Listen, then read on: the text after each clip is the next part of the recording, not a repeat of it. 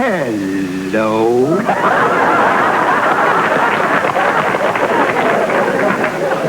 And this next character we were a long time finding because the kingfish is really somebody. He's a fellow that has to have a twinkle in his eye, a smile on his face, and a sort of a devil in his heart. A fellow who is always looking out after his brothers, but first and last after himself.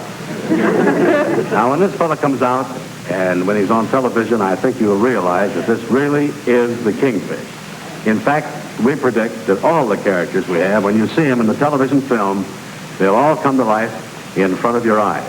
So, ladies and gentlemen, here he is, Tim Moore, the man that plays the part of George Stevens, Kingfish of the Lodge.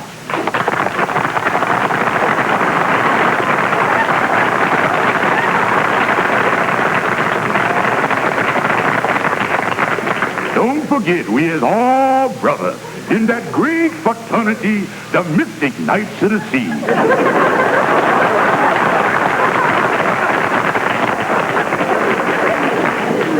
Now, ladies and gentlemen, we would like to thank our cast for coming down here and making this personal appearance so that you can meet them before you see them in the television show. So without further ado, we would like to say, let's put on the Amos and Andy Show, and we hope you enjoy it. Welcome back. Back to 1950, as a matter of fact. Weren't many blacks on TV then, and none behind the scenes.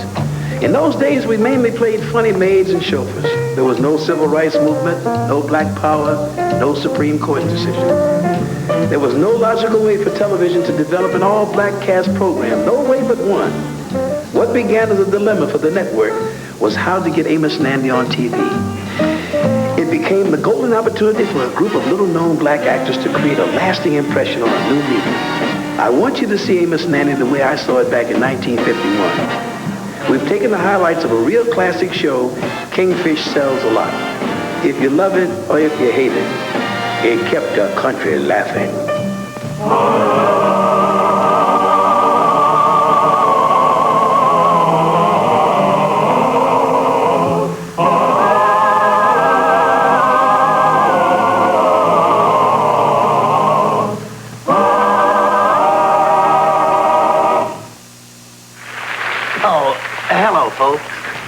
I was just over visiting my old friend, the Kingfish, and he's having his troubles again.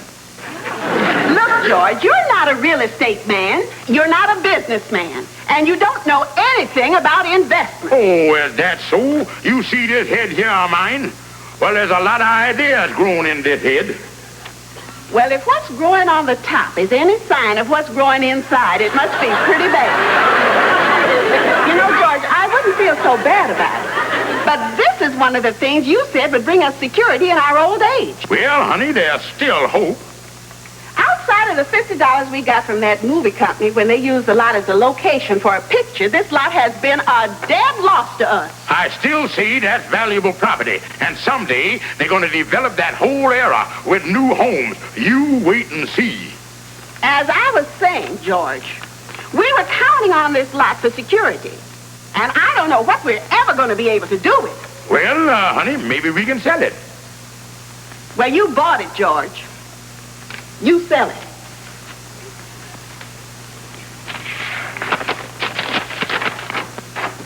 Hi, Kingfish. Hi, Calhoun. What we got here? Well, Calhoun, years ago, I bought a lot up the country for $1,000, and it didn't pan out. So I'm trying to figure out a way that I can get my money back. Wow. $1,000. Now, don't let that fool you, Calhoun. A couple of years ago, there was a motion picture company making a picture in this era, and they wanted to use my property, and that's what they done. That's just the front of the house you're looking at. Oh, I see. Here's a picture of the back. Kingfish, you ain't thinking about trying to sell that to somebody as a house, is you? No, Calhoun, I just figured on selling this country lot to somebody, and they can do whatever they want with it. Oh, well, now, the only person that would go up in the wilds of the country like that is somebody that wants to live like a hermit. You know, somebody that's nervous living in the city and wants to get out in the country to relax. Yeah. somebody that's nervous in the city. Calhoun, I think I'll go and have a talk with my old friend, Fidgety Brown.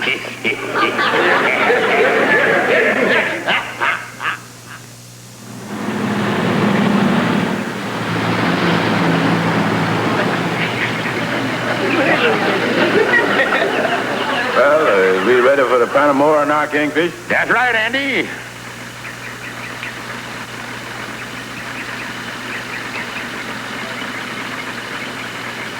Wow. Kingfish is even more than I expected. I can hardly wait to get inside to see how the rest of the place looks. Now, wait a minute, Andy. We ain't got no time for that. Why not? Well, you know, Andy, you ain't the only fella that's interested in buying the place. I got another twitcher lined up that's going to drop by the lodge hall at 12 o'clock to put up a deposit check. Well, I can tell you now, Kingfish, it's a deal. Well, then we'll rush on back to the lodge hall and sign the deed.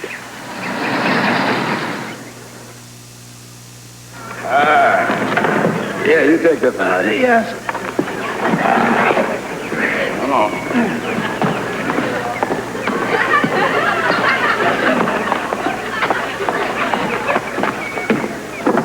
Scrape your feet so you don't get your face dirty, Lightning. Close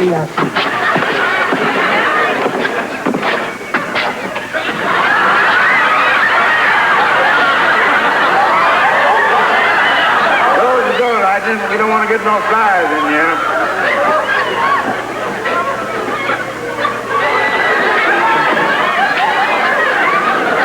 Put the chair right down there.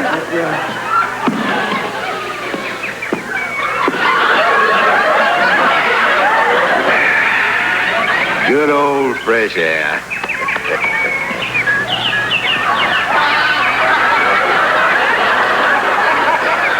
Holy smoke, Lightning. We done walk right through the house out into the yard. Yeah, you sure did. You know, Lightning, when I get my furniture here and get moved in and settled and everything, well, I'm going to have this whole backyard landscaped. Well, I might even put in a swimming pool. Ooh-wee. Yeah.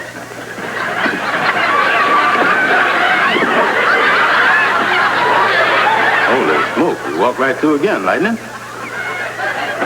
I'll tell you what you do this time. You go back through the front door and walk slow. Yes.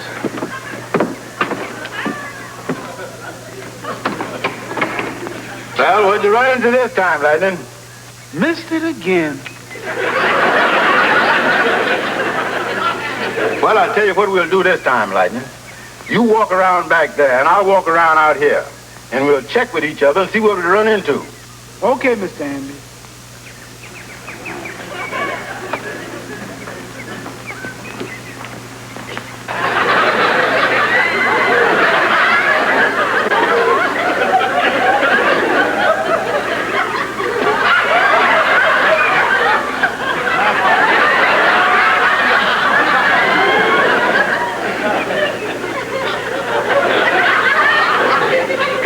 What do you think, Lightning?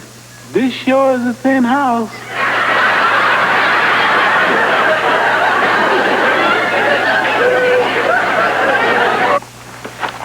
Kingfish, if you don't give me my money back, I'm going to punch you in each eye. Then I'm going to punch you in the mouth. Then I'm going to take a stick and crack your head. In other words, I'm going to open everything that's closed and close everything that's open. Take it easy, Andy. You do anything like that, I'm going to have you in court for assault and battery. Well, I won't hit you, Kingfish, but I'm going to get me a lawyer and sue you for fraud. Go ahead. You ain't got a leg to stand on. Okay, we'll see about that. Kingfish, for 20 years, you've been bamboozling me. But I'm telling you right now, this is your last boozle.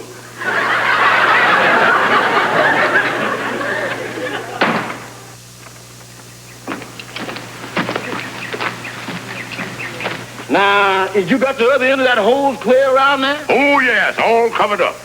Well, you sure Andy coming out here, ain't you? Oh, yeah, Lightning told me that he forgot the chairs, and he's driving up here to pick them up. Ought to be here any second. Well, we all set here. We ready for him, all right. That must be him now. Now, Calhoun, you know what to do. Yeah. Now, the signal for the first gush is when I say something about this beautiful country. All right, I got you. Oh, come right in, brother Andy. Kingfish, I ain't talking to you except in court.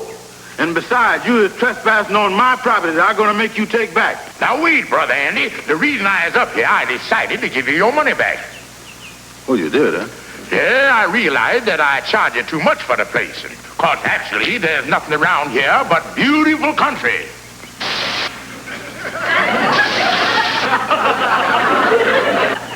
Well, I'll be doggone. Andy, you lucky stiff. This is oil. Yeah, there ain't no two ways about it. Yeah, and that's even better than that Texas stuff. It's coming out of the ground already refined. There's just one thing that sort of bothers me a little, Kingfish. I ain't never heard of oil shooting out of the ground without drilling or nothing. Well, Andy, I know the phase of that. You see, there's 3 kinds of oil wells. There's the gusher, the oozer, and the squirter. You got a squirter here, son. Now, Andy, I want to understand this now. As I get it, you want to keep the lot. Oh, sure. Now I don't care whether there's a house on it or not. Well, then, Andy, keep from having any misunderstanding. I think it's only fair and square that you signed this paper saying you ain't going to sue me no more. Well, that's all right with me.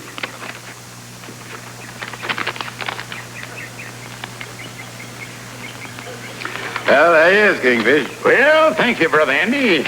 You know, Kingfish, I think I'll put a marker here where this squirter is. Yeah, Andy, I'll see if I can help you. Oh, I got one, Andy. A little tree. Yeah, imagine that, oil in this beautiful country. I wish that oil well had some sense and would stop pumping. Come in. Oh, pardon me. I'm looking for a Mr. George Stevens. Well, I is George Stevens. My name is Brokaw, and I am with the Suburban Development Company. According to the record, you own a certain piece of property just up in the country. Well, what about it? Well, we're in the business of developing suburban areas, and we are building a 600-home tract in that locality. We would like to purchase your lot. Oh, me. Holy mackerel. Here I done hold a darn thing for 20 years, and now it happened. What do you mean? Well, I just sold a lot yesterday. But tell me, how much would the lot be worth to you?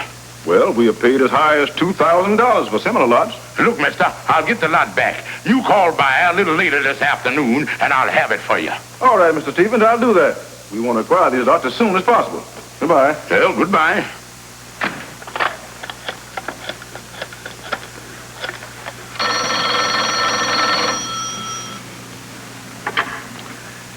Hello? Now, look, Andy, I got something I want to tell you. And I'd like for you to get over here as quick as you can. Okay, Kingfish, I'll be over.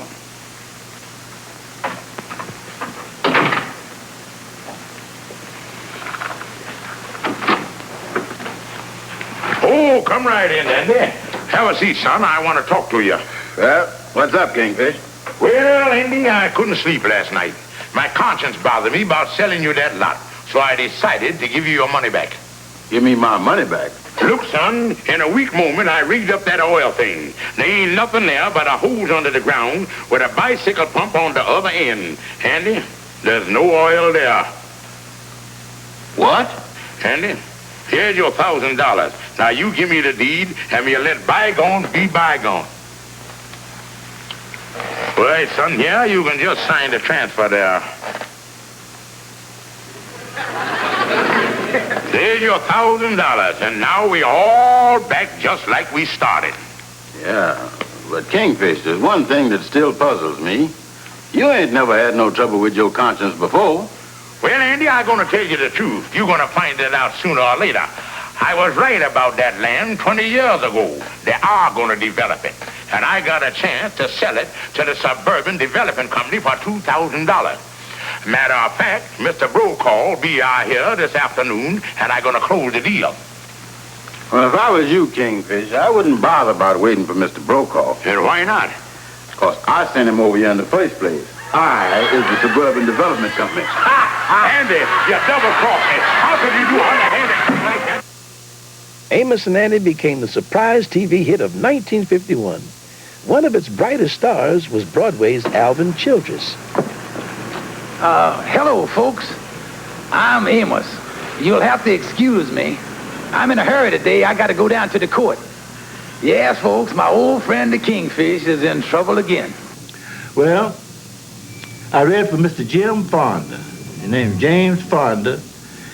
And he was just, you know. Well, anyhow, he stopped his interview. He had, I guess 10 or 15 people there. He stopped, called out here to California, said, I got your man. He can play any role. Negroes that got better parts than they ever got in their lives. Doctors, lawyers, school teachers, and all that kind of stuff. You know what I mean? I think the best little scene I had in all of Amos and Andy was with Arbadella interpreting the Lord's Prayer to her. The first line of the Lord's Prayer is this: Our Father, which art in heaven. That means Father of all that is good, where no wrong can dwell. Then it says, Hallowed be thy name. That means we should love and respect all that is good. I see. And then it says, Thy kingdom come, thy will be done on earth as it is in heaven. That means, my darling, as we clean our hearts of all hate and selfishness and fill our hearts with love, the good, the true, and the beautiful, then earth, where we are now, will be just like heaven. That would be wonderful, Daddy. And then it says, And lead us not into temptation, but deliver us from evil. Now that means, my darling, to ask God to help us do and see and think right, so that we will neither be led or tempted by anything that is bad. For thine is the kingdom and the power and the glory forever. Amen. Now that means, darling, that all the world and everything that's in it belongs to God's kingdom. Everything. Your mommy, your daddy, your little brother, your sister, your grandma, you, and everybody.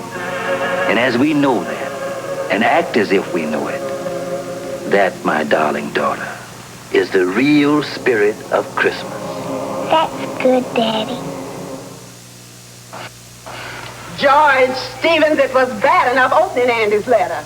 You ain't thinking about jipping him out of that coin, is you? Who, me? Innocent Stevens? I'll say I is. Broadway comedian Tim Moore made a perfect kingfish. I'm going to take my life savings and invest it in a business. Then I'm going to move out of here. You is? Yeah. Hooray! What's that? I thought I see the parade going by. Now, you see, Andy, first, the atom splits into what they call a monocle. And then the monocle busts and breaks down into what they call neutrons, photons, big newtons, and morons. George, what kind of man is you? Do you expect me to support you? Well, honey, that is, you see, Calhoun, you got to help me. What? Johnny Lee, the voice of Walt Disney's Brer Rabbit, was the crooked lawyer Calhoun. Do you think that me, Al Gunkwin J. Calhoun, is weak enough to pull a double cross on one of my dearest friends? Do you think that I is low enough to stoop to a shady piece of chicanery like that? Do you think that I is spineless enough? That I is spineless enough? That I is spineless enough? Well, just call me Jellyfish. I intend to offer conclusive proof to that statement. Your Honor, you can pull the trigger of this revolver as much as you please, and it will not. I'm all ready, Mama. Radio veteran Ernestine Wade continued her role of Sapphire.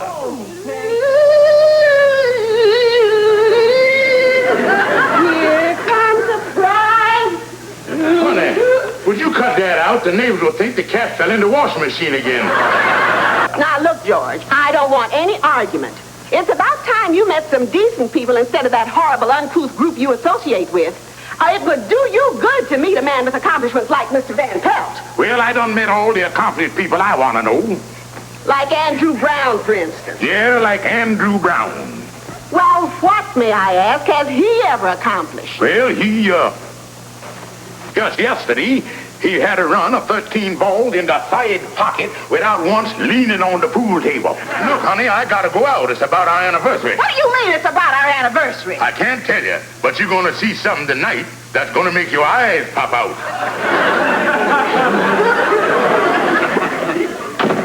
Good heavens! What on earth would George be doing with a gun? The late Ernestine Wade recalled how she joined the radio cast in April 1939. They needed some music and, wedding music. Mm-hmm. So we prepared some songs, and we went out and sang our songs, and they were chosen. Not they, but one was chosen, which was, Oh, Promise Me. And after we finished singing, Gosden said, can you gals do lines? So we both said yes. He didn't say, have you ever done any? He said, can you do them? And I thought I could. So he said, well, what I want is something like a jitterbug. All you have to do is say, I do. They were going to go, you probably all remember that wedding because it went into time. You remember about whether he was married or whether he wasn't. So I told him I knew just what he meant, and I got the first chance to say, I do. And the next he wanted was someone to scream. The other girl must have been self-conscious because she screamed like a man who was a bass singer. And he looked at her without saying anything, but you could read his face. So he said, well, let's hear you point it to me. Let's hear you scream. So later when I went home, I told the family, if it hadn't been for the fact I was in a soundproof studio, every hurry wagon in Hollywood, Bel Air, and points adjacent would have converged on CBS because I screamed the building down. So that's how I got started. I screamed and I sang and I said I do. Of course, Amos and Andy could have been done with a white cast. A white cast? What am I saying? Yes, a white cast, like, well, let's suppose we're casting the show ourselves. Now, who better for Kingfish than that man without a job, Richard Nixon? Now, Sapphire, I want to make this one thing perfectly clear. I'm not a crook. Hey, this is all right. Now, Sapphire, Betty Davis, of course. George Stevens, I tell you, this place is a dump. And what a dump. Now, Andy, how about Archie Bunker? Carol O'Connor, yeah. Say there now, Kingfish, I know you was cheating me there. So don't try to deny it. I ain't no meathead. No. It worked best as it was meant to be, the first all-black TV series. Time marches on and things change. How things change. I'll say one thing for Amos and Andy. They never called each other names like nigger. Well, the modern way might be more relevant, but I don't like it. I wonder what Marla Gibbs thinks of Amos and Andy, or Red Fox. Let's ask them. I enjoyed it immensely. I especially enjoyed Kingfish. He represented a lot of people that we knew. Of course, it was a little exaggerated because of the writing, but I thought he was a very natural character and very hilarious. And as a matter of fact, most of the people on the show were. It was a very good cast and very well orchestrated and very believable. I don't think that it reflected the wrong image of black people. I think it was the fact that it was the only image of black people. And in that context, the only image of any people, no show can represent that. So it would come up airing if you took it to task to say this really represents the Italian community or the black community or the Oriental community. No, it couldn't do that. And because that's all we had, then I think the NAACP was really trying to say we needed a balance. Instead of saying that, what they said was this show reflected our people in a negative image because other people see us and think that this is the only way we are. I don't think people tune in a comedy show for an education. If it had been a documentary, it would have been a different thing. Mm-hmm. But again, all people will scream about things they don't enjoy. You take the Grapes of Wrath and Tobacco Road, there was a lot of static about that. But those people really exist.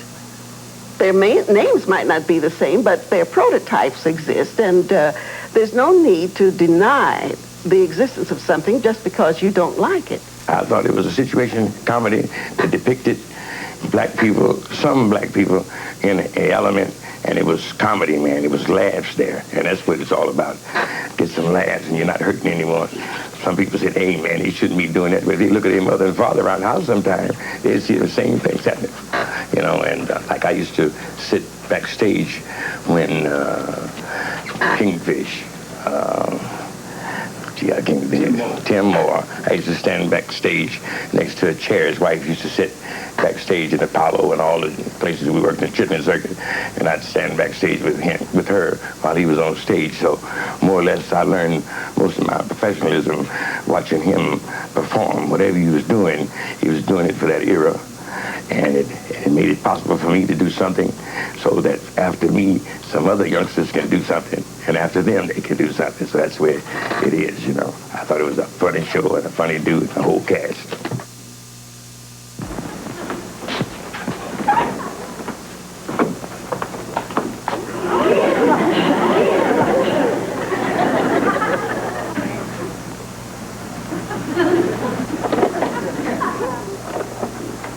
Kingfish. There's Andy. Get in the closet, Calvin. Get on in there. Now, you got all your stuff in there, huh? Yeah. You know what to do. I'll take care of everything. Don't worry about it. Kingfish. Enter, friend. Kingfish, what's all this top secret? Hey, what's going on here? Keep your voice down, Andy. You're disturbing the stratosphere. I got a molecular reunion going on here. 2 tablespoons full of hydromatic acid. Kingfish, you phoned me to come over here and then I poured the hydromatic acid in the Barum Fitzgerald. You told me to bring my starter. You got the money? That's bubbling at 100 degrees centipede. Look out, Andy. Don't get too close there now.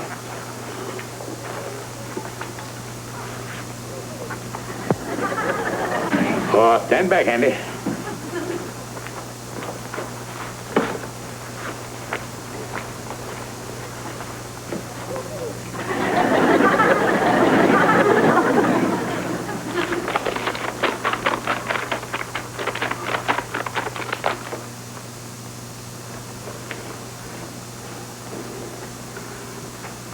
Look, Andy, ain't that beautiful?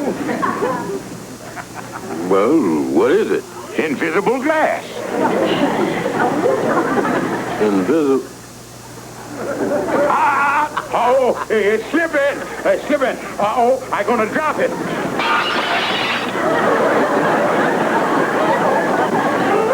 Now we're up to 1966.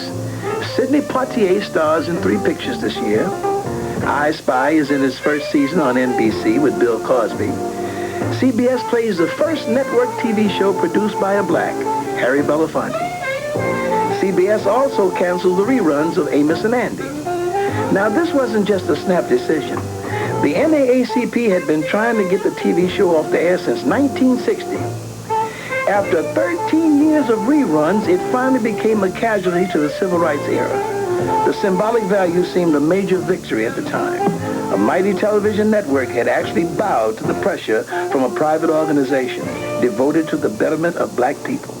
One thing we were very much concerned with was the image that was being projected of our people. We felt that this was a false image, something that didn't represent us. For better or for worse, Amos and Andy got the axe, and it's been off the air ever since. There are those who say enough is enough, but the NAACP maintains its position. Other black leaders don't agree. We asked Reverend Jesse Jackson about many things, among them Amos and Andy. I think the record must show that they paid the dues that made it possible for those who now play roles of much more dignity to have come forth. First of all, they proved that blacks could act. They proved that blacks could entertain. They showed the dynamism of the black mind. And by and large, I remember growing up as a kid watching Stephen Fetchit and watching Amos and Andy and Tim Moore. You know, black people had enough sense to appreciate them as funny people playing out roles. Their roles are so limited, we laughed at them and laughed at their roles.